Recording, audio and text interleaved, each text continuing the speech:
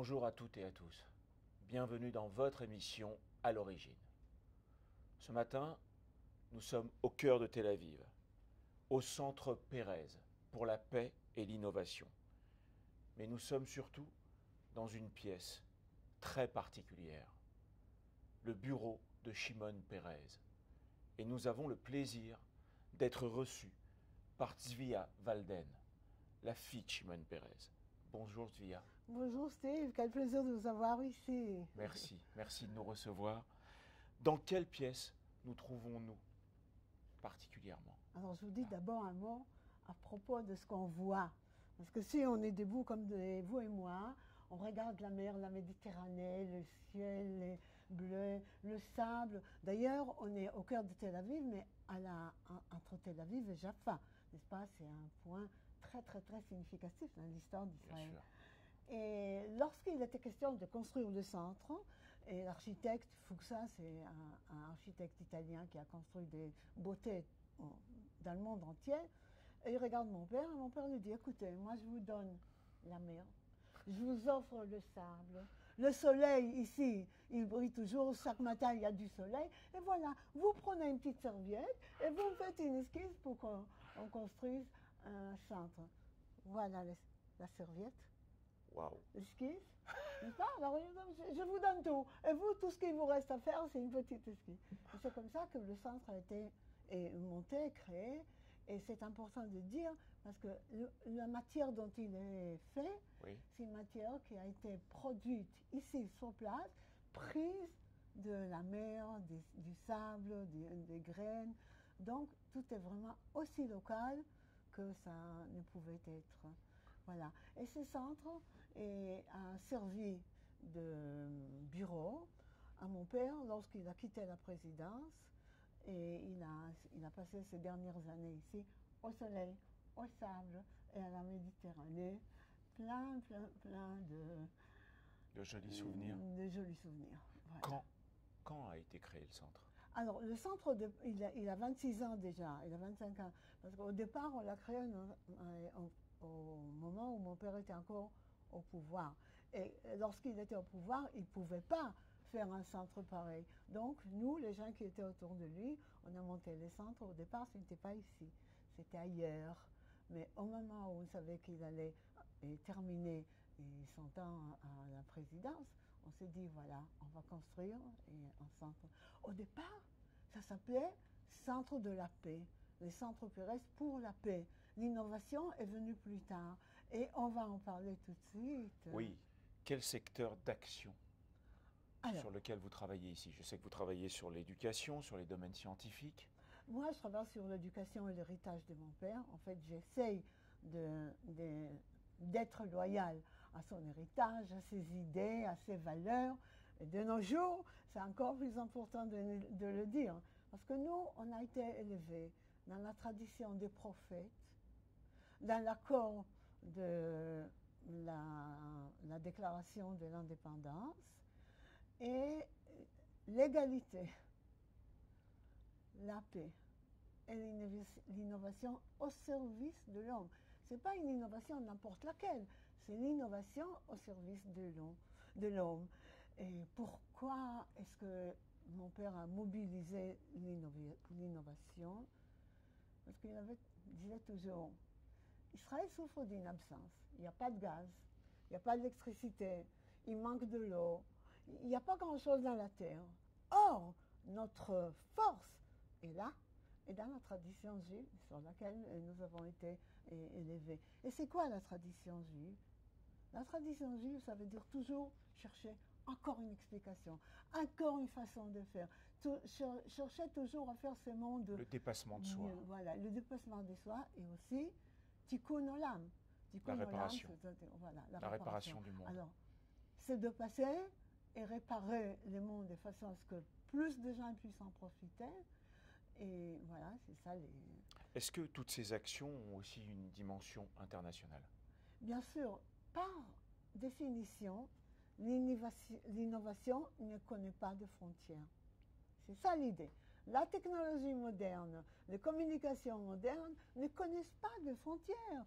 Parce qu'un enfant phare est très très très loin aux Indes, il peut écrire quelque chose et le monde entier le voit. Une petite fille qui a une caméra à la maison, elle se fait filmer TikTok, et c'est parti. Donc l'innovation, entre autres, c'est le refus d'accepter les frontières géographiques, physiques. C'est ouvrir le monde pour tous ceux qui l'habitent. Il y a une exposition permanente de Shimon Peres dans ce centre.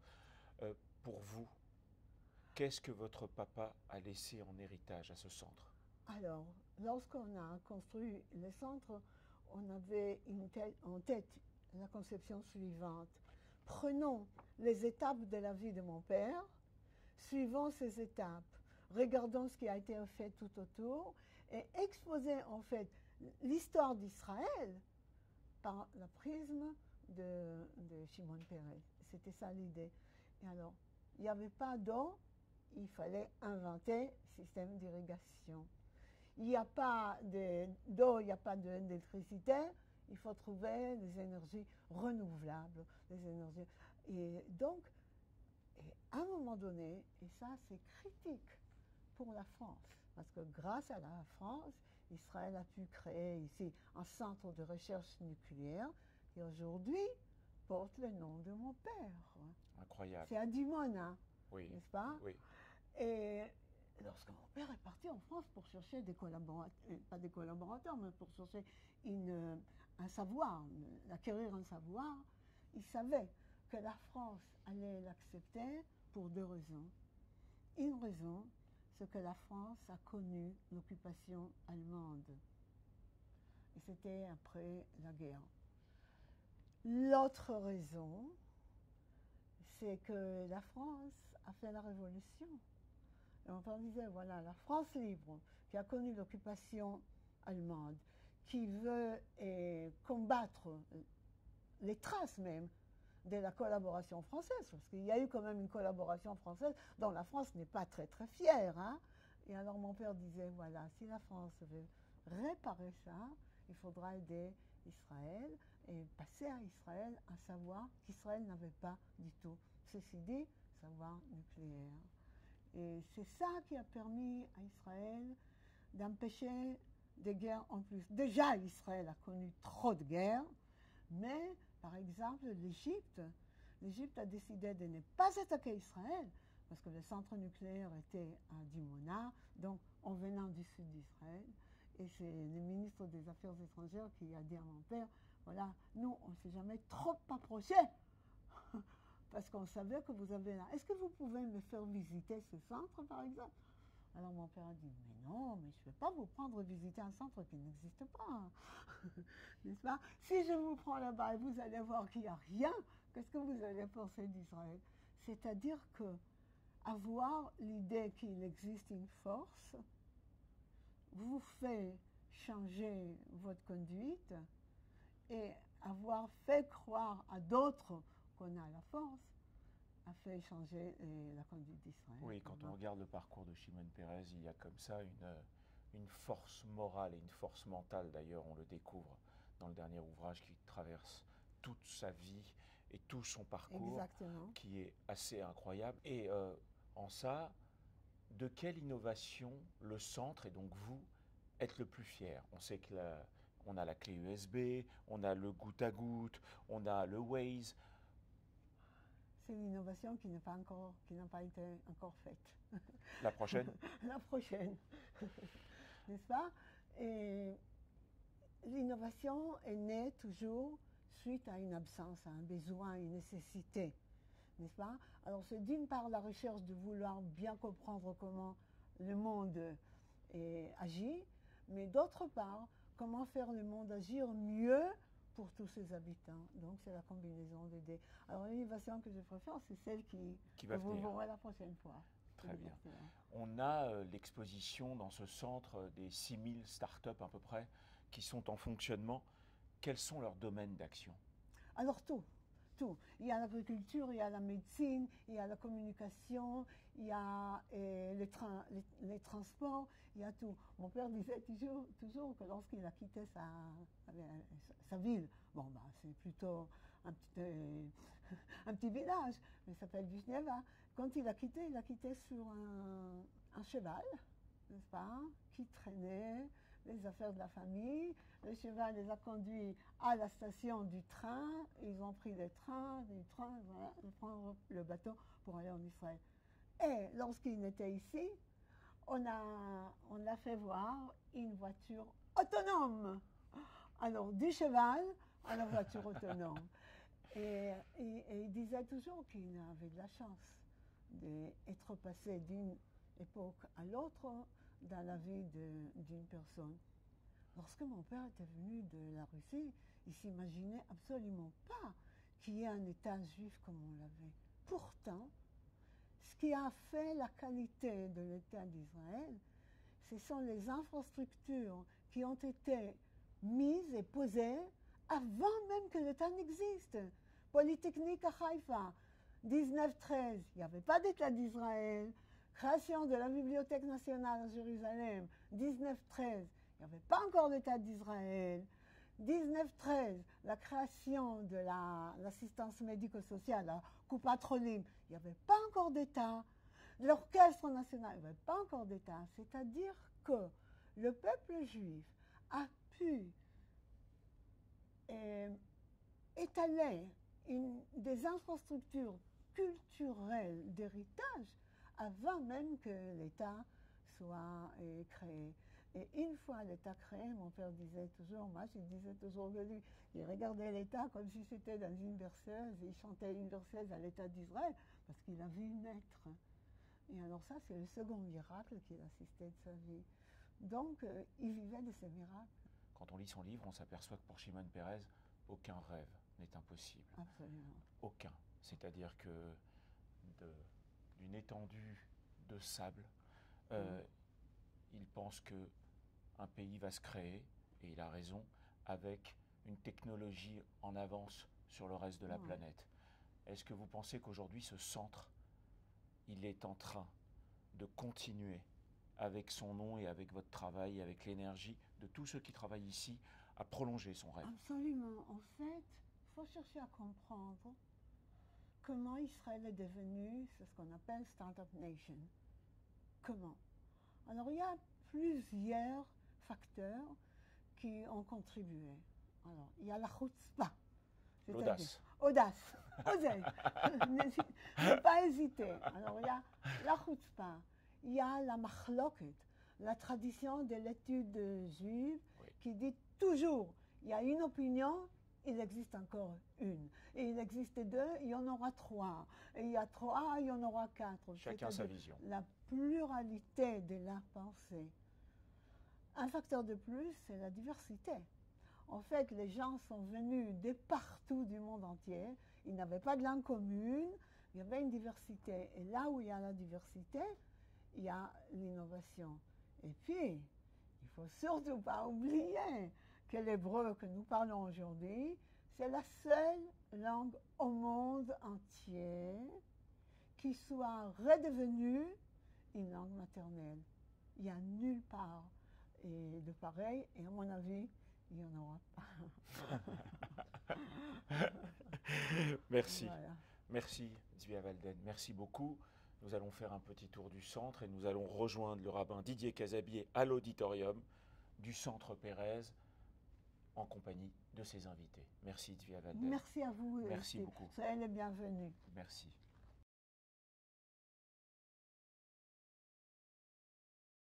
Mes chers amis, bonjour à tous. Je suis extrêmement ravi, heureux, honoré de me trouver là aujourd'hui face à vous pour animer cette table ronde dans le cadre de la Convention nationale du consistoire ici en Israël, à Tel Aviv-Yafo. C'est toi? Dans ce centre Peres pour la paix et l'innovation. Non, pardon, c'est Arik. Ve'ahavta l'ereacha kamocha. Tu aimeras ton prochain comme toi-même, tel que le verset de la Torah nous le stipule, nous l'ordonne, nous invite à développer cette notion tellement importante qui a fondé tant et tant d'humanité, tant et tant de sociétés. Ce thème sera le point d'ancrage de notre table ronde, de notre discussion aujourd'hui face à vous. Et je voudrais tout d'abord présenter, saluer nos invités en m'adressant à Irène Fermont. C'était un grand Baruch Haba, merci de nous avoir rejoints. Vous êtes immuno-hématologue, vous vivez ici en Israël depuis 10 ans et vous avez reçu le prix d'excellence du ministère de l'Aliyah et de l'intégration pour votre contribution à la cité. Et je voudrais pour ça que l'on puisse tous vous applaudir.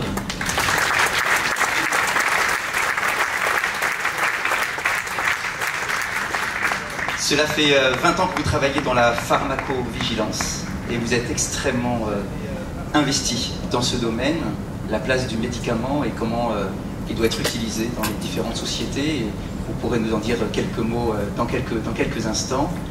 Et vous allez nous expliquer aussi comment, dans votre vie au quotidien, vous intégrez ce fameux principe de Ve'ahavta l'ereacha kamocha, l'amour du prochain, l'investissement que l'on peut avoir dans notre vie personnelle pour aider la société, la vie de tout un chacun, quelle que soit son origine, quelle que soit sa vie, parce que finalement c'est la manifestation de Dieu que vous voyez à travers le corps et la vie de tout individu. Merci beaucoup d'être là. Et je me tourne vers ma droite cette fois-ci, Daphné Tapia, merci également d'être là. Vous avez fait votre Aliyah il y a maintenant 2 ans, et vous êtes ici en terre d'Israël, vous avez passé votre bac littéraire en France. Ensuite, vous avez passé une année en Israël pour étudier la cartographie, la géopolitique de l'eau. C'est un thème extrêmement important ici en Israël, et c'est en Allemagne que vous avez votre master en cartographie. Et vous travaillez au sein d'une start-up du nom d'Astera, qui est au croisement de l'environnement, de l'eau, de la cartographie, et vous allez vous aussi nous expliquer comment est-ce que vous détectez dans le monde entier les fuites d'eau, c'est-à-dire de comprendre que entre le point de départ de l'approvisionnement de l'eau jusqu'aux familles qui utilisent cette eau, eh bien des fois malheureusement il y a des pertes. Il y a des pertes qui entraînent énormément de manquements pour la vie des sociétés, le développement des sociétés à travers le monde tout entier. Donc merci beaucoup, et je voudrais également que l'on vous applaudisse pour ce que vous faites et votre investissement. Et bien évidemment, je salue et remercie nos 2 bergers depuis dimanche ici en Israël, qui nous ont accueillis, organisés, accompagnés, et qui nous accompagnent avec beaucoup d'énergie. Nous avons toujours besoin d'être accompagnés avec 2 mains fortes et puissantes. Monsieur le Grand Rabbin de France, merci d'être là pour toute votre vision spirituelle, bien évidemment, en tant que guide spirituel de la communauté juive en France, bien évidemment votre investissement et je sais à quel point vous construisez votre action quotidienne sur ce principe de Ve'ahavta l'ereacha kamocha, de l'amour du prochain, du partage de la connaissance de Dieu, et de la façon dont on peut effectivement s'élever spirituellement dans notre quotidien. Et Monsieur le Président, Eli Korshia, cher ami, merci également pour cette mission. Regardez ici cet amphithéâtre exceptionnel, rempli par des dirigeants communautaires, mais pas simplement, aussi par des hommes et femmes politiques. Merci beaucoup, merci à tous d'être là, merci pour ce que vous avez fait dans cette organisation de la première convention de votre mandat à la tête du Consistoire central de France. Et justement, je voudrais vous inviter à parler en premier, pour nous expliquer un peu ce qui, pour vous, fait l'importance de ce verset de Ve'ahavta l'ereacha kamocha dans votre action au quotidien à la tête du Consistoire central de France. Merci pour vos propos introductifs. Monsieur le rabbin, cher Didier, quand je vois cet amphithéâtre plein de ce centre Pérez pour la paix, j'ai beaucoup de plaisir et d'émotion. Plaisir tout d'abord parce que, vous l'avez rappelé, cette convention nationale en Israël du Consistoire de France, la première depuis la fin des années 2000, la France n'était pas le même pays dans les années 2000 et Israël n'était manifestement pas non plus le même pays, me paraissait fondamental à organiser parce que je voulais réunir, et vous l'avez dit, et je voulais commencer par cela, des hommes et des femmes qui font vivre le judaïsme français et plus largement la communauté juive de France au quotidien. Et avec le grand rabbin de France, mon ami Chaim Garcia, lorsque nous visitons chacune de ces communautés. Je n'aime pas utiliser le mot de petite, de moyenne ou de grande. Je dis toutes les communautés juives de France, car toutes les régions sont représentées dans cette convention, pas une ne manque à l'appel. Je crois que notre volonté, c'est de continuer à faire vivre ce judaïsme de façon forte.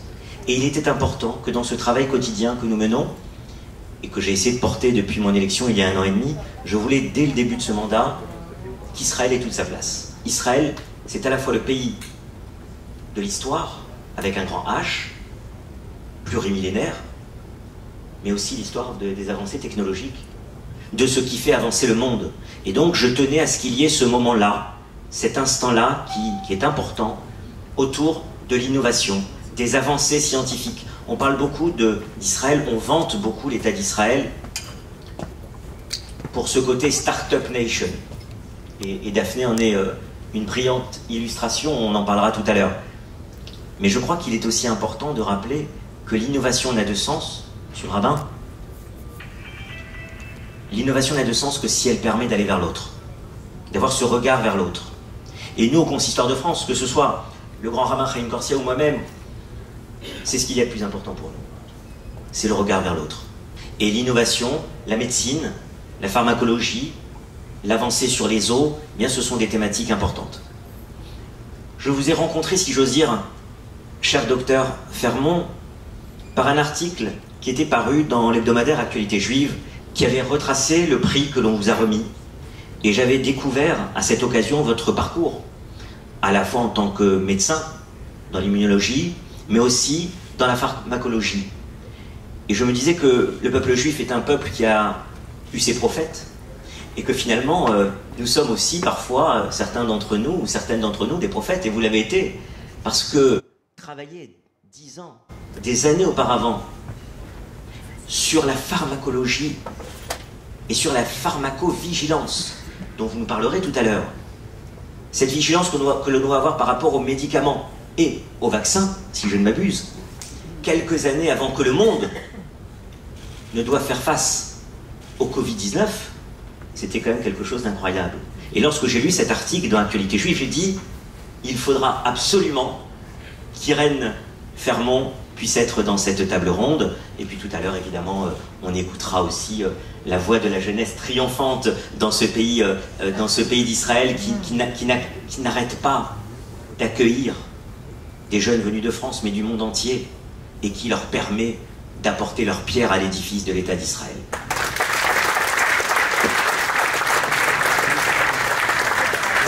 Merci beaucoup, Monsieur le Président.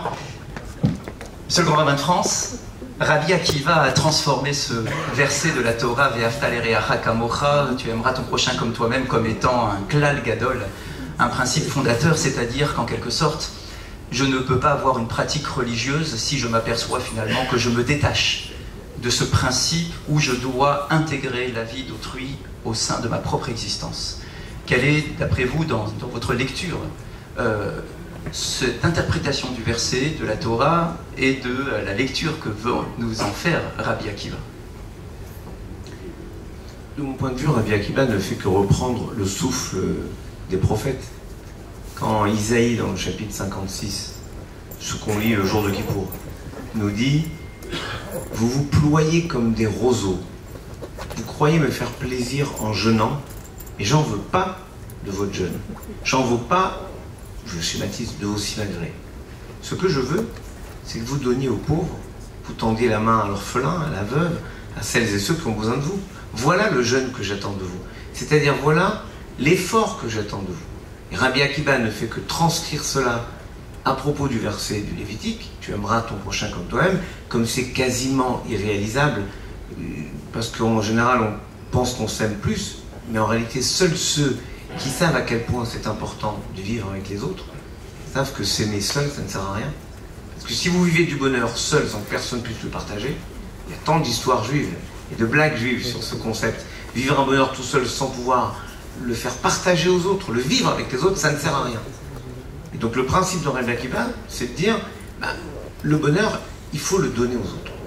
qu'on le donne par l'innovation, par l'engagement scientifique, qu'on le donne par la prière partagée, qu'on le donne dans la vie communautaire. Combien de fois on lance des opérations dans les communautés où on fait en sorte d'inviter des gens qui ne viennent jamais. Faire partager un Shabbat. Je peux dire aux gens faites Shabbat, c'est mignon si je dis faites Shabbat. Moi je fais Shabbat, je suis content, et je dis aux autres faites Shabbat. Mais si je dis mais non, je vais inviter ces personnes qui ne connaissent pas Shabbat à vivre le Shabbat, ça devient l'idée de tu aimeras ton prochain comme toi-même. Moi je vis le Shabbat, je veux lui faire goûter cet esprit, ce souffle du Shabbat, je l'invite chez moi à vivre le Shabbat. En fait l'idée c'est de dire moi j'ai besoin de quelque chose, mais si je conçois que j'en ai besoin, alors je dois aussi concevoir que les autres en ont besoin. C'est le seul moyen d'apaiser les tensions. Parce que si l'enjeu c'est d'avoir moi et que les autres n'aient pas, à un moment je perds tout. Moi-même je perds tout. La seule façon d'être certain d'avoir, c'est de donner aux autres. C'est l'enjeu majeur de la société aujourd'hui dans le monde. C'est l'enjeu du Nord et du Sud. C'est l'enjeu de la répartition des grands mouvements migratoires. C'est l'enjeu de la répartition des richesses dans le monde. En fait, c'est l'enjeu de la vie. Comment on fait en sorte, non pas que moi j'ai et que les autres peu m'en chauffent, non. J'ai parce que les autres ont, et qu'à ce moment-là, je suis légitime à avoir moi aussi.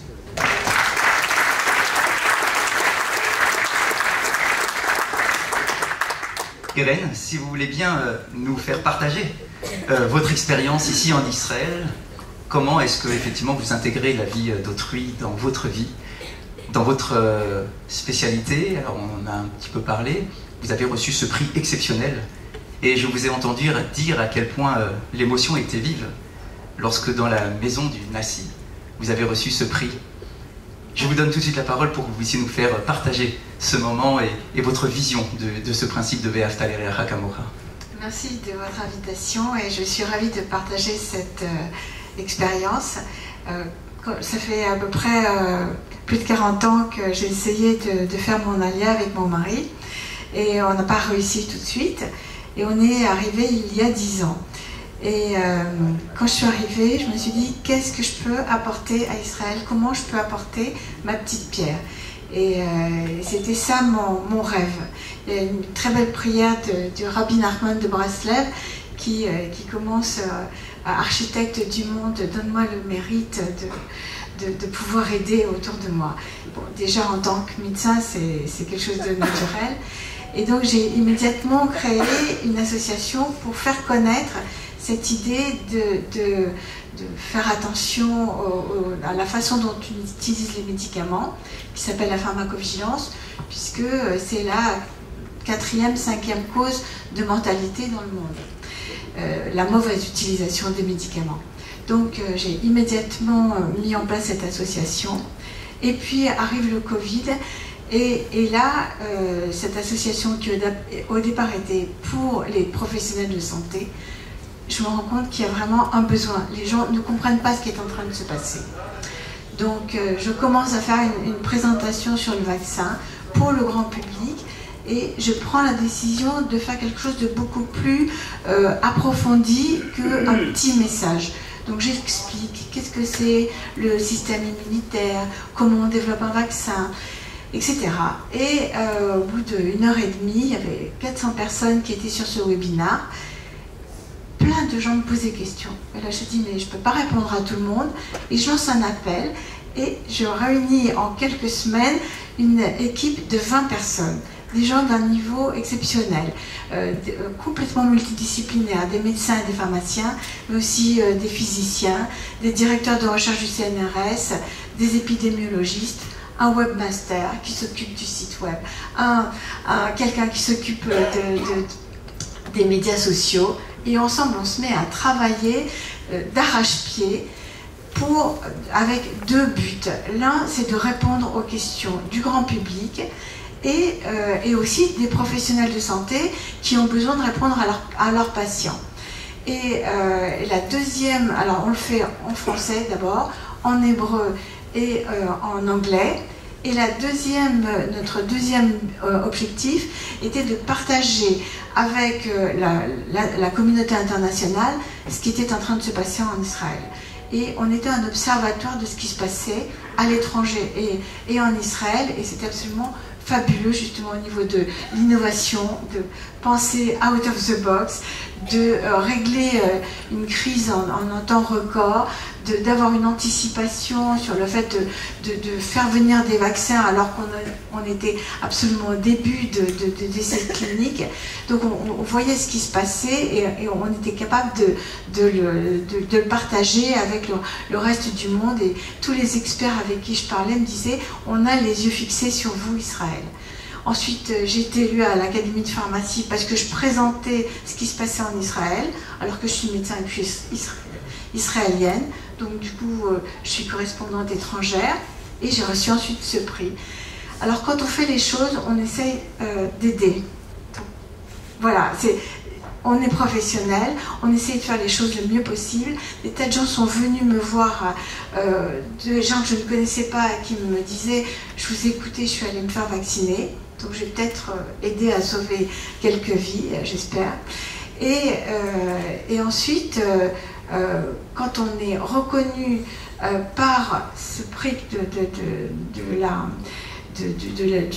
ministère de l'intégration, on se dit, ben alors, en fait, je suis venue avec ce rêve de faire quelque chose, et le fait que ce soit reconnu, ben, ça veut dire peut-être j'ai fait quelque chose de bien. Voilà.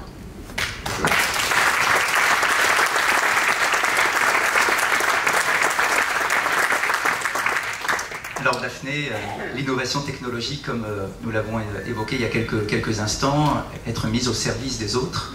Vous utilisez l'imagerie satellite pour détecter les fuites d'eau dans le monde entier. Est-ce que vous pouvez nous en dire plus et quelle est l'utilité au niveau de l'environnement, de l'utilisation de l'eau et finalement des populations à travers le monde dans votre activité?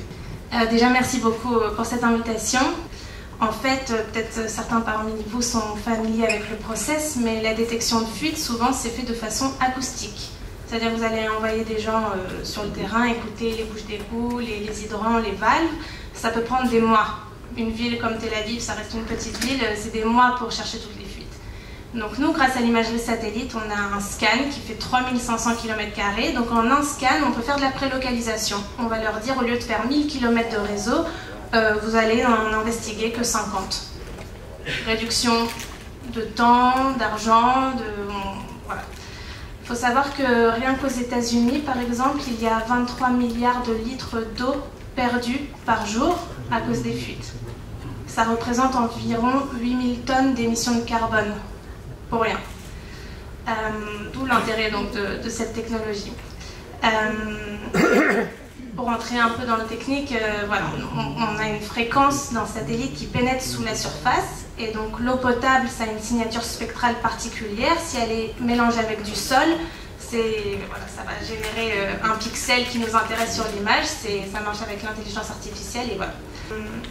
Du coup, je pense que Astera, donc ce qu'on fait pour la détection de fuite, ça s'inscrit vraiment dans ce que je disais, la tech for good, donc la technologie pour le bien.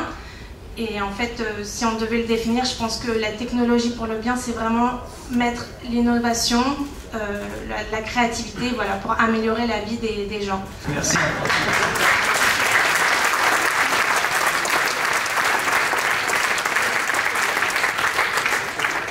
Alors effectivement, dans ce souci de la vie d'autrui, Daphné, est-ce que justement dans votre zone d'action, est-ce que vous voyez que des répercussions directes sur la réaction des populations face à votre travail? Est-ce qu'elles ressentent effectivement que, à travers ce que vous faites, il y a une volonté finalement profonde d'aider ces populations à se développer et à trouver leur eau plus aisément? Tout à fait. Donc déjà depuis notre création en 2013, on a trouvé plus de 75 000 fuites dans le monde, dans 64 pays. Donc on travaille beaucoup en Europe, en Afrique, on travaille en Afrique du Sud, en Tanzanie, et c'est un territoire qu'on est en train de développer. Mais oui, globalement, je trouve que les gens avec qui on parle sont très très innovants, friendly, entre guillemets. Enfin, et voilà, le domaine de l'eau, il est tellement sensible que tout le monde veut faire partie de l'aventure. Voilà. Il y a un autre domaine qu'on est en train de développer. Je ne sais pas si certains d'entre vous ont un background d'ingénieur civil, mais parce qu'on voit l'humidité sous la surface, on peut anticiper certains glissements de terrain. Parce que souvent, un glissement de terrain a lieu avec une accumulation d'eau sur la surface, etc. Donc si demain, il pleut, mais qu'en amont, on sait déjà où il y a de l'eau accumulée, on sera capable de dire c'est une zone à risque, faites attention. Et donc ça, c'est un nouveau produit.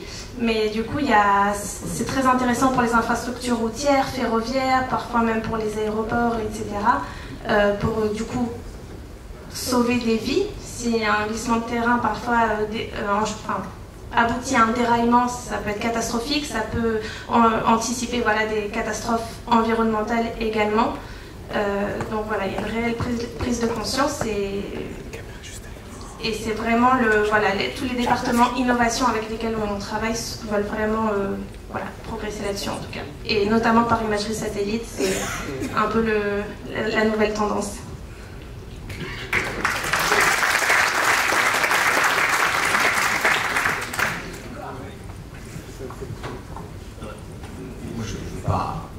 Enfin, comme le rabbin me donne la parole, moi, je vais la prendre parce que je voulais dire, la chance d'être ici dans le centre Pérez de la paix et d'innovation. Moi, je me souviens que l'une des dernières fois où Shimon Peres est venu en France, il a été interviewé par Jean-Pierre Elkabbach.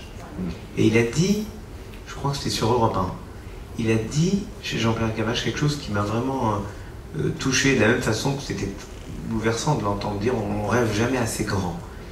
Il a dit j'ai un conseil à donner à la jeunesse, soyez prudents, osez. Que la seule façon dans la vie d'être prudent, c'est oser. Oser inventer les choses, oser innover, oser rêver, oser sortir, vous avez dit out of the box, sortir des habitudes de tout ce que nous avons toujours fait. Et je pense qu'il avait une position qui lui permettait, avec son expérience, lui qui avait osé faire entrer l'État d'Israël dans le concert des grandes nations, et bien je crois qu'il avait cette capacité à dire à la jeunesse, donc à nous dire à nous, soyez vraiment prudents, osez. Si vous n'osez pas en tant que responsable communautaire, si vous n'osez pas trouver de nouvelles façons d'approcher les fidèles, d'intéresser les jeunes, d'intéresser les personnes âgées, de faire vivre une vie communautaire, bah, c'est que vous n'êtes pas prudent. Pour être prudent, il faut oser, et moi j'aime ce message, qui est en fait une façon de revoir. Tu aimeras ton prochain comme toi-même. J'aimerais oser pour moi, donc il faut que j'ose pour les autres, il faut que les autres osent pour moi. En fait, c'est en osant ce qu'on n'ose pas faire qu'on peut imaginer un futur, c'est ce que les Hébreux ont fait en osant devenir des hommes libres. Eh bien, le peuple d'Israël est devenu libre et est sorti d'Égypte, mais il faut oser aujourd'hui.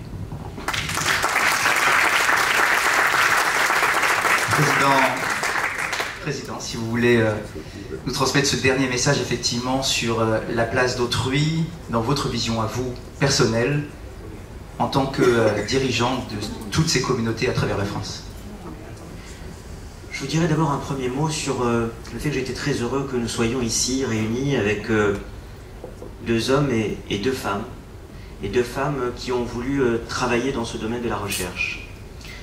Avec l'un de nos partenaires dans cette convention nationale en Israël, l'Institut Passerelle qui œuvre en Israël, et mon ami Marc Eisenberg est présent dans cette salle, il y a une action qui est menée pour que les jeunes filles puissent davantage s'inscrire dans un parcours universitaire dans les sciences.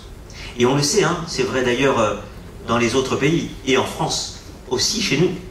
Et les élus qui sont ici, les élus politiques qui viennent des quatre coins de la France le savent bien. C'est vrai qu'il est important d'avancer dans ce domaine. Et que nos jeunes filles ne se sentent pas parfois restreintes ou qu'elles ne se lancent pas dans les études, qu'elles soient médicales, qu'elles soient scientifiques.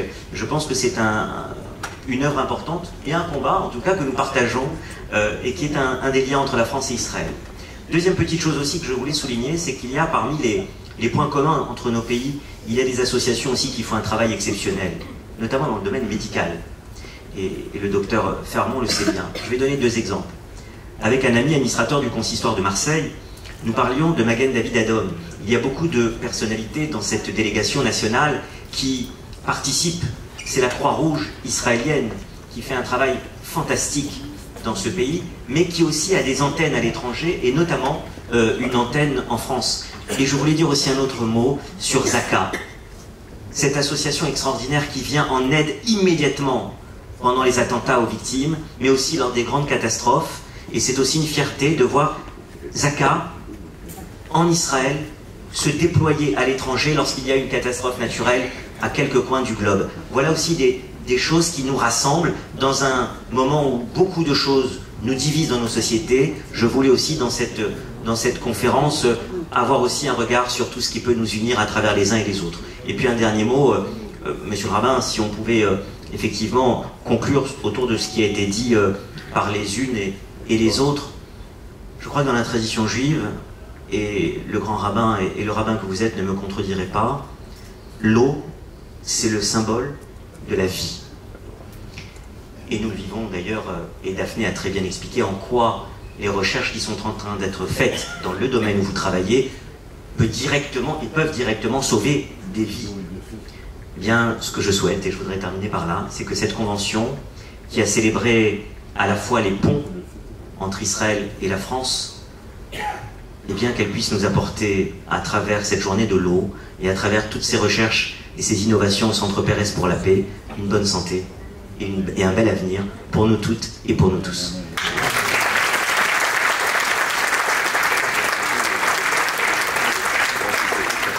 Alors, merci beaucoup, merci à toutes, merci à tous.